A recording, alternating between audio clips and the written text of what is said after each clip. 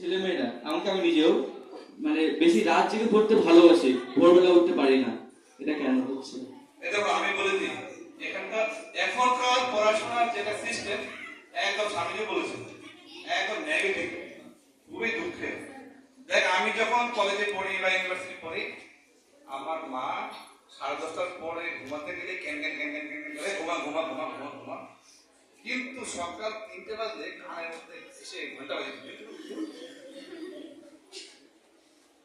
ঠিক আছে, তাহলে আমাদের কি বলছে, ব্রহ্ম মুহূর্তে তুমি যেটা করবে সেটাই ভালো।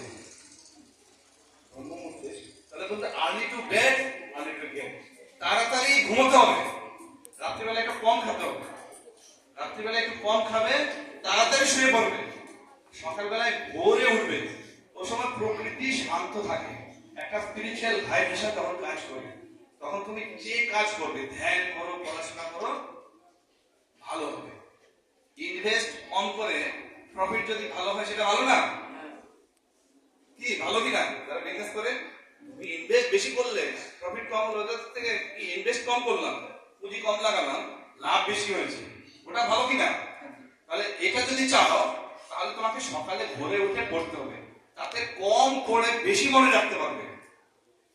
আর যদি বেশি রাখছো 12টা 1টা 2টো 3টা পর্যন্ত পড়ছো, আর সকালবেলা 10টার সময় ঘুমতে পড়ছো, আজকে একদিন ফোন করছি না, মা বলছে তো ঘুম হচ্ছে, মা বললো তখন 9:20 বাজে। ঠিক আছে, তো কটা পর্যন্ত পড়েছি না? 3টা পর্যন্ত। তাহলে লাভ হলো না তো?